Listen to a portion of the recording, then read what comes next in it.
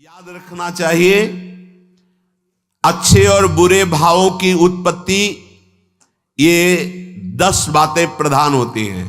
आपके अंदर अच्छे भाव आ रहे हैं या बुरे भाव आ रहे हैं तो उनमें ये 10 बातें प्रधान हैं। पहला, स्थान।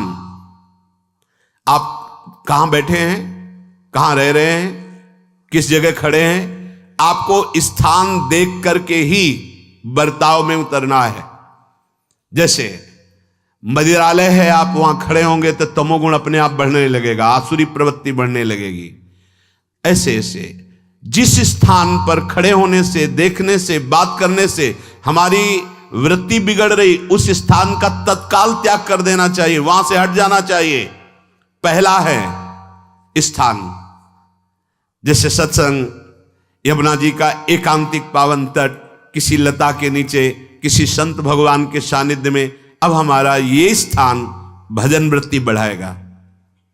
उस व्यक्ति का घर जिसके पास जाने से वासनाएं बढ़ रही, उस स्थान में जहां दृश्य देखने से हमारे अंदर गंदी बातें आ रही, पहला है स्थान। दूसरा है अन्न। बहुत बड़ा प्रभाव अन्न का होता है। अगर अधर्म के द्वारा कमाया हुआ अन्न है तो बुद्धि अधर्म में ही लगेगी। यदि भोजन पकाते समय, रसोई रांधते समय आप विकारात्मक चिंतन कर रहे हैं तो कोई भी प्रसाद पाए उसके अंदर विकार जागृत हो जाएगा। अन्न का बहुत बड़ा प्रभाव पड़ता है। एक बार पूज्य पाद उड़िया बाबा जी महाराज अपने परिकर के साथ भ्रमण में थे तो किसी बड़े धनी मानी ने निमंत्रण दिया, महाराज आज यहीं रुको। तो बाबा ने कहा हम लोग गांव के अंदर नहीं रुकते, तो बाहर कोई वृक्षों का समुदाय, जंगल जैसा, तो उसमें वहां रुके, पर भोजन उनकी तरफ से, भोजन सबने पाया। जब सुबह हुआ तो महात्मा जन, साधक जन एक दूसरे की तरफ देखे और बोले आज तो हमको बड़ा दोष हुआ, गंदा स्वप्न आया और हमारा संयम बिगड़ गया। बोले ये तो हमको भी हुआ, जितने थे सबको हुआ। उड़िया बाबा के समीप गए, बाबा ने कहा अच्छा ऐसा हुआ, ये तो अन्न दोष है, बुलाओ सन्न पवाने वाले को, फिर चलेंगे। बुलाया और बाबा ने कहा बिल्कुल सत्य बोलना, नहीं तो आप जानते हो इतने महात्माओं के संयम को आपने भ्रष्ट कर दिया, सत्य बोलना, क्या बात थी? उनका महाराज संतान नहीं हो रही थी, सुना था आप बहुत सिद्ध महापुरुष हैं तो आपके परिकर को इसीलिए पवाया, अंदर काम भाव था कि हमारे कामना थी कि संतान उत्पन्न हो, वैसे चिंतन करते हुए बनाया से। बोले सबका संयम नष्ट कर दिया, होश में, नरक जाने वाली बात मत सोचो। अरे संतों को पवाओ जैसे अपने पुत्र को पवाते हैं, ऐसी भावना करनी चाहिए। आज हो भाग्य तो परिणाम खुद मंगल में निकलेगा। काम भाव से युक्त होकर क्यों बनाया? सब संतों के अंदर विकार पैदा कर दिया। अन्न का प्रभाव पड़ता है, हम जैसा अन्न पाते हैं वैसा। कई बार सुनाया है, सिद्ध महापुरुष पूज्य प्रातः स्मरण श्री बलराम दास जी महाराज झाड़ू मंडल के, यमुना के पावन तट पर ही है, रास मंडल के पास ही, वो अपने एक लता के नीचे बैठे हुए भगवत चिंतन कर रहे थे। अचानक यमुना जिस नजदीक है तो कोई माई स्नान किए हुए निकली तो नेत्रों ने देखा और विकार उत्पन्न हो गया। वयोवृद्ध सिद्ध महापुरुष, उन्होंने कहा आप तो इस शरीर को नष्ट कर दूंगा। शिष्यों ने कहा महाराज ऐसा क्यों?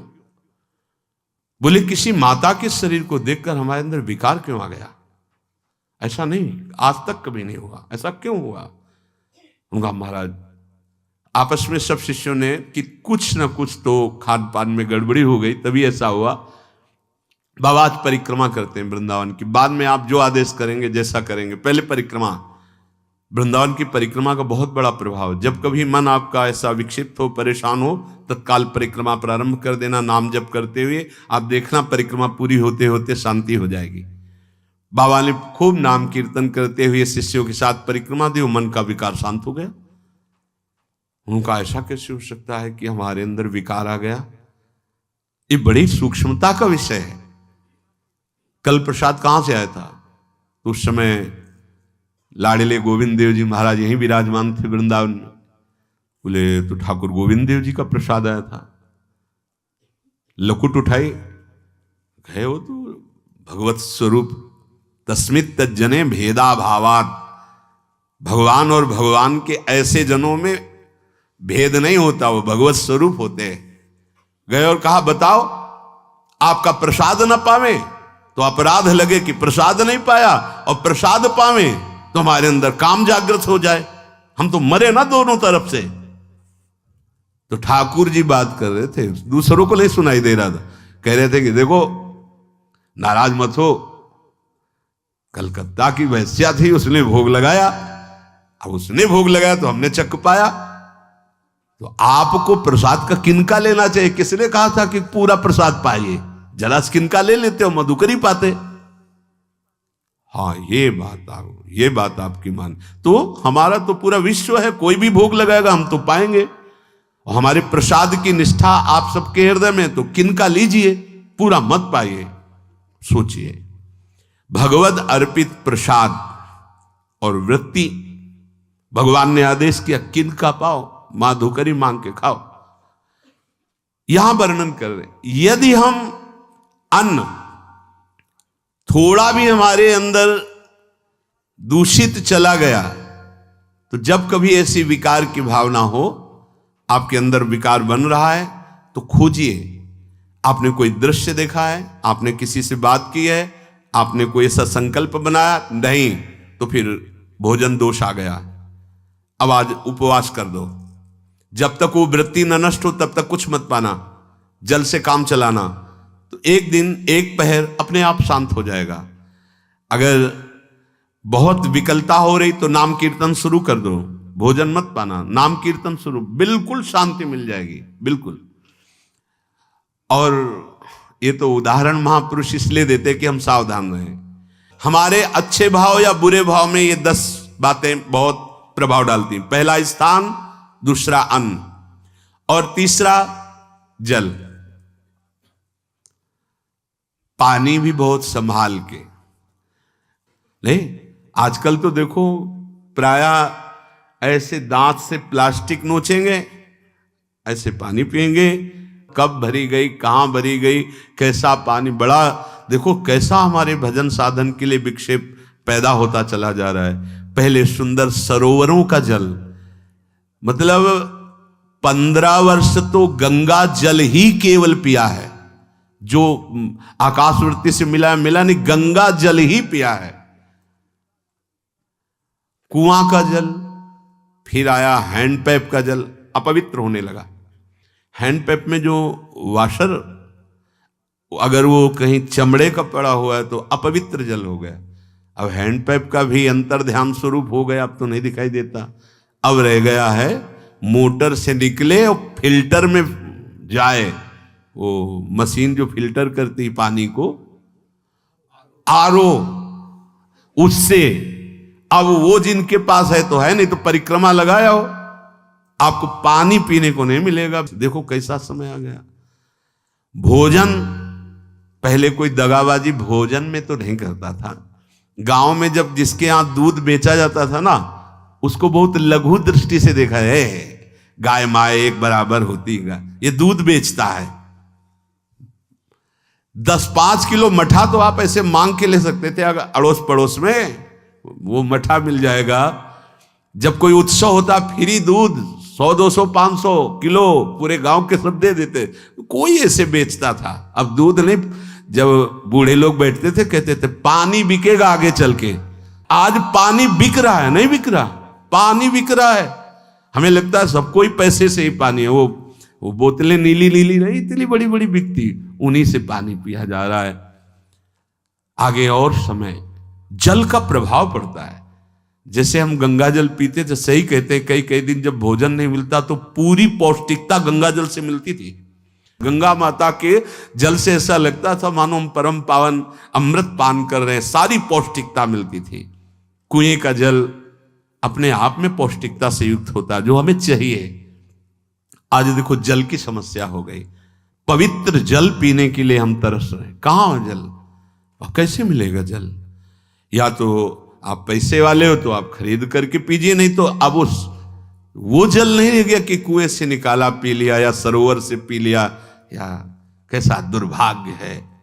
जल का बहुत बड़ा योग है साधना में। जैसे स्थान का तो परम पावन वृंदावन धाम, अन्न का तो अब हम भगवत प्रसाद पाते हैं, तो जल का बहुत बड़ा योग है। आज दूषित होता चला जा रहा है, क्योंकि अब हाथ की बात नहीं रह गई है कि आप सुंदर कुआं से जल लें या सरोवर से जल लें या आप नदी से जल लें। हाँ, स्वामी जी के लिए लिखा हुआ है कि रोज यमुना स्नान और रोज यमुना जल ही पान।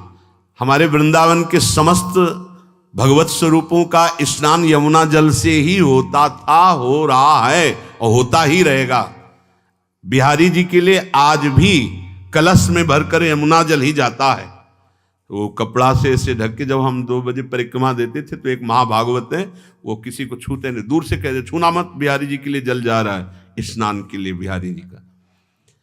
फिर चौथा है आपका परिकर, जहां पर रह रहे हैं वो समुदाय, चाहे परिवार हो या आप समुदाय, वो कैसा है, रजोगुणी है, तमोगुणी है, सतोगुणी है या त्रिगुणातीत भागवतिक है, उसका प्रभाव पड़ेगा। पांचवा है आपका पड़ोस, आसपास वाले घर, जैसा है वैसा प्रभाव पड़ेगा आपके ऊपर। पड़ोस निंदनीय है तो बंधन से युक्त होना पड़ेगा। लंका के पड़ोस में रहने के कारण अगाध महिमा वाले समुद्र को बांध दिया गया, रघुनाथ जी ने पुल बांधा और दंड देने के लिए तैयार हो गए थे सरकार, अग्निबाण संधान कर लिया था, पड़ोस के कारण ही तो ना, पड़ोसी रावण था, इसीलिए आस पड़ोस का बड़ा प्रभाव पड़ता है। फिर अगला है दृश्य, इस पे बहुत सावधानी की जरूरत है। ये मोबाइल भगवान चल गए हैं, बहुत विस्तार से चल गए हैं, अब कोई छोटा मोबाइल रखना नहीं चाहता, सब वो स्क्रीन वाला रखना चाहते, टच मोबाइल। दृश्य से बचो, बच्चों, जवानों, बूढ़ों, सबकी वृत्ति जो माया आकर्षित करती, जो दृश्य हम देखने के लिए अंदर से उल्लसित है, वो मोबाइल में सब है, चाहे भागवतिक और चाहे सांसारिक। तो भाई देख लो, गुण दोष में संसार है, अगर आप दोष ग्रहण करना चाहते हो तो दोष ले लो, गुण तो गुण। बहुत बहुत खतरनाक विषय है और बहुत लाभदायक विषय है। किसी संत की वाणी एक बार समझ में नहीं आई, अगर हम 10 बार सुने तो समझ में आ जाएगी, ये लाभदायक है। कभी कोई किसी से बात करनी, पहले जाए तो पोस्ट कार्ड चलते थे, एक कार्ड, वो 15 पैसे का इतना बड़ा वाला आता था, 25 पैसे का बंद वाला लिफाफे में आता था, नीले नीले कागज का 15 पैसे वाला कार्ड, उसमें चिट्ठी जाती थी महीनों में। कभी यहां 1 मिनट में अमेरिका से बात कर लो, कितनी बढ़िया बात हो गई। उसका दुरुपयोग ना करो। अब हमारी इतनी चंचल वृत्ति है कि दुरुपयोग करने के लिए उत्साह बढ़ जाता है। बोले अब सब काम हो गया है, अब एकांत सेवन कर रहे हैं, अंदर से सिटकिनी बंद और मोबाइल भगवान का संग शुरू। 2-4 मिनट सत्संग और अच्छे दृश्य देखे, फिर बगले में वहां सब होता है कि आप बस उसको ऑन कीजिए, फिर जो मनोरंजन शुरू होता है, फिर उपासक मिटिया मेट हो जाता है। ये बहुत सावधानी की बात कह रहे हैं। वैसे हमें लगता है यदि आपको इस बड़े कार्य वाले ना हो तो छोटा मोबाइल रखे तो अच्छा रहता है। तो इसलिए ये एक ऐसा कलयुग भगवान ने रचा है कि बचा पाना बड़ा मुश्किल है। इससे वृत्ति को बचाओ, जो बचा ले गया वो आगे साधना कर सकता है। बहुत सावधान बच्चों। हमें लगता है यदि आपका मन चंचल हो, आपके शासन में ना हो, तो स्क्रीन वाला मोबाइल अपने माता पिता को दे देना चाहिए। और हम कहते रखो, छोटा वाला रखो, कभी कोई आपत्ति विपत्ति या सूचना देनी हो, बढ़िया काम करता है। जरूरी नहीं है इतना बड़ा लेके चलना। हाँ, अगर आपको बहुत राजकीय विभाग के कार्य हैं तो बात अलग है कि कौन सी सामान कहाँ कैसे, तो वहां से वीडियो भेज रहा है, वो चेक कर रहा है, यस हाँ ठीक है अब चलाओ। अपने को क्या काम है? सत्संग अगर सुनना है तो सत्संग सुनने के अलग यंत्र आते हैं, चला दो उसमें, वो इतनी बड़ी लगती है, उसमें चिप, पेन ड्राइव ऐसे लगा दो और सत्संग सुनो। जरूरी वो दृश्य वाला रखो। यहां कह रहे दृश्य, अगर गलत दृश्य देखा तो बावरे बन जाओगे और अच्छा दृश्य देखा तो भगवान के मार्ग के पथिक बनोगे। तो देखो, अच्छे दृश्य में भी दोष दर्शन की वृत्ति की गुंजाइश है। जैसे कोई लीला हो रही है, लीला के पात्र, जैसे हमारे ब्रजमंडल में रास लीला होती थी, ऐसे 12 वर्ष 13 वर्ष के लीला पात्र, सब नव किशोर, जहां भाव ही बने रोते रहो।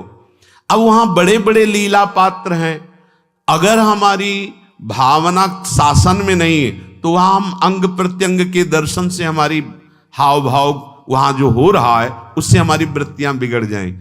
जब छोटे छोटे लाडली लाल परस्पर खेलते हैं तो केवल आशीर्वाद देने को, रोने का मन होता है।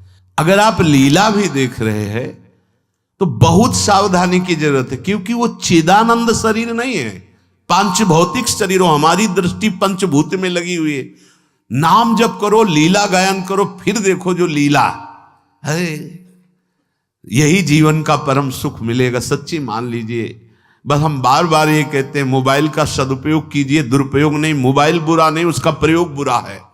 दृश्य और साहित्य, वैसे ही मनोवृत्तियां फिसलने वाली हैं, और जब ये आ गया कि फिसलाने में कितना लाभ है तो ऐसा कोई साहित्य और आलोचना, ऐसी कोई वार्ता ना करे जिससे हमारे अंदर गंदे भाव आवे। यदि अच्छी चर्चा करते हैं तो अच्छे भाव आते हैं। देखो, अभी ऐसी कोई भावुक चर्चा होने लगे तो सबका हृदय द्रवित हो जाएगा, और गंदी चर्चा हो तो हमारा हृदय विकार युक्त हो जाएगा। और कार्य, आप जो कार्य करते हैं उसका प्रभाव आपके मन के ऊपर पड़ता है। और उपासना, आप उपासना भोगों की करते हैं या योग की करते हैं, ये 10 से भाव बनते हैं और 10 से भाव बिगड़ते हैं। स्थान, अन्न, जल, परिवार, अड़ोस पड़ोस, दृश्य, साहित्य, आलोचना, आजीविका का कार्य और उपासना। यदि ये भागवतिक हुए तो आपके अंदर भगवत भाव बढ़ेगा, और यदि ये रजोगुणी तमोगुणी हुए तो आपके अंदर आसुरी भाव बढ़ेगा। इन 10 से सावधानी पूर्वक व्यवहार होना चाहिए। जैसे आस पड़ोस में है तो बड़ी सुविधा है, यहां कोई किसी से मतलब नहीं रखता। बगल वाला कौन रह रहा, किसी से मतलब, ये बढ़िया है। ज्यादातर गांव में होता है। अपने यहां ये अच्छा है कि जैसे आप अपने कमरे में गए, किसी से कोई मतलब नहीं है, वैसे ऐसा ही जीवन रखना चाहिए। अड़ोस पर ये ज्यादा जो व्यवहार मित्रता बढ़ाने वाला विषय, ये धाम में नहीं है। वृंदावन में ऐसा नहीं व्यवहार रखना चाहिए। आपके पड़ोस में कौन रख रहा है आपका परिचय नहीं होना चाहिए, कौन कौन रह रहा है आपकी जानकारी नहीं होनी चाहिए। नजर नीची की, अपने कुटिया में गए, अपने ठाकुर जी से मतलब, अपने भजन से मतलब। ना पड़ोसी को कुछ देना चाहिए ना लेना चाहिए। बात समझ लेना कि जैसे आज उत्सव है, उनको हम बुलाते हैं, वो हमारे यहाँ, ये व्यवहार यहाँ नहीं है। बनवासी हो, ठाकुर का भोग लगाया, और अगर आपको बांटना है तो बाहर निकलो, आधा किलोमीटर दूर ऐसी जगह बांटो जो तुम्हें राधे श्याम दोबारा ना बोले। फिर वो तुम्हें बुलाएगा, फिर वो बैठेगा, फिर प्रपंच की बातें होंगी, निंदा स्तुति की होंगी, फिर बड़ी संगोष्ठी होती है, पता चलता है। क्या फायदा ऐसे जीवन से। आप वनवासी हो, समय एकांत में दीजिए, अपनी कुटिया में बैठिए, नाम जप कीजिए, निकलिए, सत्संग सुनिए, ठाकुर दर्शन कीजिए, परिक्रमा कीजिए, फिर अपनी कुटिया में। ज्यादा व्यवहार में नहीं उतरना चाहिए। ये वनवास है, वृंदावनवास। सत्संग का सेवन, रजोगुण तमोगुण का त्याग, तो दुष्संग से आप बच जाएंगे। दुष्संग से बचने का मतलब है काम क्रोध मोह स्मृति भ्रंश बुद्धिनाश सर्वनाश कारणत्वात्। देवर्षि नारद जी कहते हैं, अगर दुष्संग का त्याग हो गया तो आप काम का, क्रोध का, मोह का, जो हमारी भगवत स्मृति का नाश कर देते हैं, जो हमारी बुद्धि का नाश कर देते हैं, जो हमारे सर्वनाश करने वाले हैं, इनका त्याग कर पाएंगे। कुसंग अगर हो गया तो इनका त्याग नहीं हो सकता, बहुत कठिन हो जाता है। भगवत संबंधी तत्वबोध होना या भगवत रहस्य लीला में प्रवेश पाना, जो अपनी इंद्रियों को भोगों में तृप्ति कराने की कोशिश कर रहे हैं, उनका चिंतन भोगों का ही होगा। तो कैसे तत्वबोध होगा, कैसे लीला में प्रवेश होगा, बस ध्यान देना है, कैसे हो पाएगा? क्योंकि जिस चित्त वृत्ति से भगवदाकार हमें वृत्ति करनी थी, वो तो हमने भोगों के चिंतन में लगा दी, भोग क्रियाओं में लगा दी। एक स्थिति होती है, जब आपकी चित्त वृत्ति भगवदाकार हो गई है, तो व्यवहार में रहते हुए भी विषयान ग्रहणंत मुंचंत वा, खान पान उठना बैठना है, सब बाहरी क्रियाएं हो रही हैं, अंतर से वो अपने आराध्य देव में सदैव स्थित रहता है। उसका परिचय आपको जब ऐसे महापुरुष का सानिध्य मिलेगा, तो आप विषय सेवन करते हुए भी निर्विषय रहेंगे। आपके अंदर विषयों की प्रियता नहीं रह जाएगी, आपके अंदर एक प्रबल वैराग्य ऐसी धारणा बन जाएगी, कुछ नहीं, कोई भी तुम्हें प्रभावित नहीं कर सकता। यद्यपि खान पान हर्ष आदि की सब व्यवहारिक वृत्तियां हैं, पर उस महापुरुष का प्रभाव ऐसा होगा कि आपका हृदय निर्विकार हो जाएगा। और बहुत ही त्याग की सब बातें की जा रही, लेकिन हृदय भी सही है, तो संग से विषय रंग बढ़ जाएगा। ये देखा गया है। हृदय अगर निष्प्रिय है, जिसका हम संग कर रहे हैं, तो उसका परिणाम निष्प्रिय निकलेगा। व्यवहार में कुछ भी हो, निष्प्रियता ही आपकी बढ़ेगी, निर्विकारता बढ़ेगी, क्योंकि उसकी स्थिति का संग हो रहा है, उसका प्रभाव पड़ रहा है। तो सर्वनाश की जड़ है विषय चिंतन। ये बहुत बड़ी बात है। विषय चिंतन सर्वनाश की जड़ है। यहां विषय भोग नहीं कहा, क्योंकि चिंतन का परिणाम भोग है। पहले चिंतन होता है। साधक ध्यायतो विषयान पुंसः संगस्तेषु उपजायते, संगात् संजायते कामः, कामात् क्रोधो विजायते, क्रोधात् भवति सम्मोहः, सम्मोहात् स्मृति विभ्रमः, स्मृति भ्रंशात् बुद्धिनाशो, बुद्धिनाशात् प्रणश्यति सर्वनाश। कैसे हुआ? ध्यायतो विषयान पुंसः, विषयों का चिंतन। इसीलिए अनन्यश्चिन्तयन्तु माम भगवान आदेश करते हैं। विषय चिंतन न होने पावे, बिना चिंतन किए आपको कोई भी सुख नहीं मिल सकता। आप देख लीजिए, जगत के किसी भी भोग का सुख नहीं मिल सकता। चिंतन से ही आपको सुख की अनुभूति हो रही है। अगर आप चिंतन ना करें तो आपको कोई सुख नहीं मिल। आप चिंतन उसका घसीट लिया गया। अगर सुख होता तो भोग में मिल जाता, नहीं मिला। क्यों? कि बोले चिंतन नहीं। किसी को किसी गाढ़ विषय के चिंतन में फंसा दे, फिर उसके सामने भोजन रखे, खीर में नमक डाल दे, सब्जी में चीनी डाल दे और गाढ़ विषय में फंसा दे। तुम्हारा लड़का जो अकेला था, वो ऐसा ऐसा दुर्घटना हो गई, वो अस्पताल में, अब जल्दी से भोजन पाओ और निर्णय बताओ। वो बिल्कुल नहीं बता पाएगा कि खीर में नमक था, सब्जी में चीनी थी। उसका चिंतन वहां फंस गया। अगर ऐसे चिंतन हमारा प्रियाजू में फंस जाए तो संसार के सब क्रियाएं होते हुए भी वो परमहंस है, वो विदेह है। चिंतन, हम लोग चिंतन में चूक कर देते हैं तो फिर क्रियाओं में हमको बंधना पड़ता है।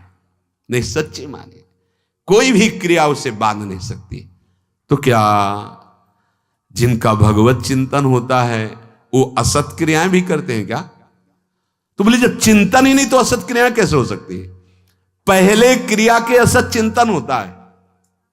आप देखना, कोई भी कार्य पहले चिंतन होता है। इसीलिए यहां कह रहे हैं ध्यायतो विषयान पुंसा संगस्तेषु उपजायते। पहले सबसे पहले विषय का चिंतन होता है। अगर विषय का चिंतन ना होने पावे तो आपको कोई फंसा ही नहीं सकता भोग, कोई भी भोग नहीं फंसा सकता। जहां विषयों का चिंतन हुआ तो संग की प्राप्ति, विषय भोग की प्रबल इच्छा, प्रबल आसक्ति, और वो जो चिंतन हुआ था वही आपको सुख दे रहा है। वही, वहां सुख नहीं है, आपके चिंतन का वहां सुख। जैसा चिंतन, अगर आपका चिंतन विक्षिप्त कर दिया जाए, एकाग्र ना होने पाओ, तो किसी में आपको सुख नहीं मिलेगा पक्का। अगर वही चिंतन सावई मना कृष्ण पदार विंदे हो तो कोई सुख है। गोपी जनों के पति भी हैं, पुत्र भी हैं, पूरे परिवार की सेवा करती हैं, और बड़े बड़े परमहंस उनकी चरण रज वंदना करते हैं। क्यों? क्योंकि उनका चिंतन भगवान का हो रहा है। एक भी वृत्ति शरीर चिंतन में नहीं, बलिहारी है। मुरारी पादार्पित चित्त वृत्ति। विषयों के चिंतन से विषयों में आसक्ति पैदा होती है। आसक्ति से विषय कामना की प्रबलता और क्रिया होती है, और क्रिया में बाधा पड़ने से क्रोध पैदा होता है। क्रोध से मूढ़ता छाती है, मूढ़ता से स्मृति भ्रमित हो जाती है, स्मृति भ्रंश से बुद्धिनाश होता है, और बुद्धिनाश ही सर्वनाश है। इसलिए चित्त का निरंतर अधिक समय तक सावधानी पूर्वक भगवन नाम में, भगवत लीला में, आप सब भगवत कृपा पात्र जन है, चिंतन न बिगड़ने पावे। होता क्या है कि क्रिया से तो हम सावधान है, समाज है, क्रिया से तो हम सावधान, क्योंकि समाज भी है, व्यवहार भी है सामने, लेकिन चिंतन तो कोई नहीं जान रहा ना, अंदर ही अंदर हम क्या चिंतन कर रहे हैं। तो साधक चूक कर बैठता है। देखो, बाहर चूक होगी तो उसका प्रायश्चित हो ही जाएगा, चार लोग निंदा करेंगे, पिटोगे, अपमानित होगे, प्रायश्चित। लेकिन अंदर जो हमारा गलत चिंतन हो रहा, पूरा का पूरा अंदर हृदय मलिन कर देगा, हमें उस बात का प्रायश्चित भी नहीं होगा, हमें जलन भी नहीं होगी कि हम गलत चिंतन कर रहे हैं, क्योंकि सावधान नहीं है। खास बात साधना में चिंतन संभालने की है। काम क्रोध मोह स्मृति भ्रंश बुद्धिनाश सर्वनाश कारणत्वात्, देवर्षि नारद जी कह रहे हैं। चित्त का जहां अधिक चिंतन होता है वही हमारी तन्मयता बन जाती है, वही हमारा स्वरूप होने लगता है। बोले बहुत कामी पुरुष है, बोले बहुत क्रोधी पुरुष है, बोले बहुत नीच पुरुष है, पूरा संबोधन होने लगा उसके लिए, क्योंकि वो उसी चिंतन से, वैसी क्रियाओं से। अरे बोले तो बड़े भगत हैं, भगवान के स्वरूप है साक्षात। जो हम अधिक चिंतन करते हैं वही क्रियान्वित होता है, जो क्रिया होती, चिंतन होती, वैसे हमारा स्वरूप बन जाता है, वैसे हमारी स्थिति हो जाती है। सांसारिक विषयों और विषयी पुरुषों का शरीर संग, वाणी संग, मन के द्वारा संग, ये आपके अंदर विषय चिंतन बढ़ा देगा, विषय क्रियाओं में लगा देगा। इसलिए बहुत सावधान। विषय में कोई ताकत नहीं है, विषयासक्ति दुर्गति कर देती है। एक बार देवर्षि नारद जी जनक जी से कहा कि आप विदेह राज कैसे हैं, पत्नी भी है, परिवार भी है, सब वैभव भी है, वो आप एक राजा होते हुए विदेह राज। उनका आज विश्राम कीजिए, कल सुबह चर्चा करेंगे। तो रात्रि में अपने शयन गृह में देवर्षि नारद जी को शयन कराया और अपनी अर्धांगिनी से कहा कि आप जाकर शयन कीजिए देवर्षि नारद जी के साथ, जो आज्ञा। अब वहां देवर्षि नारद जी के समीप जब नारद जी ने देखा कोई स्त्री, तो शकिल गए और शकिल गए। वो तो आज्ञा जैसी हुई थी, जब दीवाल मिली तो दीवाल की तरफ मुंह करके लेटे रहे। अर्धरात्रि में उठी और चली गई। देवर्षि नारद जी सुबह गए और कहा कि ये क्या मजाक था आपका, यदि आपको ऐसा ही व्यवहार करना था तो आप हमसे कह देते, तो हम बाहर जाकर शयन करते, आपने ऐसा क्यों किया, क्या हुआ महाराज? जब हम वहां शयन कर रहे थे, कुछ रात्रि व्यतीत होने पर आपकी अर्धांगिनी आई और लेट गई सैया पे। उनको पता नहीं कि एक देव ऋषि के साथ ऐसा व्यवहार नहीं कर। फिर क्या हुआ महाराज? फिर हम और खेलते गए, फिर दीवाल मिली तो उधर मुंह करके फिर सो गए। तो तुमने स्त्री को दीवाल नहीं समझा, दीवाल को दीवाल समझा। यही आप में और हम में फर्क है। आपके लिए जैसे दीवाल निश्चिंतता का कारण है, ऐसे ही हमारे लिए स्त्री होते हुए भी वो दीवाल की तरह ही है, किंचन मात्र विकार उत्पन्न नहीं कर सकती। यही अंतर है। इसी बात से हमको विदेहराज कहते हैं। ये स्थिति अब कह दे, स्त्री शरीर और दीवाल में क्या ज्ञान की विशेषता? वो जड़ है और चैतन्य नहीं। ये शरीर भी जड़ है, चैतन्य आत्म तत्व है। पंचभूतों से दीवाल बनी है। अग्नि तत्व से ईंट पकाई गई है। पृथ्वी तत्व तो है ही, पृथ्वी तत्व में जल मिलाकर उसको आकार दिया गया है। वायु तत्व ने उसे सुखाया है, अग्नि तत्व ने पकाया है, और शब्द आकाश तत्व है। 5 भूतों से वो बना, 5 भूतों से बना है। सच्चा ज्ञान ये कि इसमें और दीवाल में कोई अंतर नहीं। चैतन्य घन आत्म तत्व के कारण ये चलता फिरता नजर आता है, और वो खड़ा स्थायी जड़ दिखाई दे रहा है। इसमें भी भगवान है, उसमें भी भगवान है। इसमें भी पंचभूत है, उसमें भी पंचभूत है। नरसिंह भगवान खंबे से प्रकट हुए थे, बस केवल अज्ञान के कारण जड़ चैतन्य का भेद है। तब समझ में आया।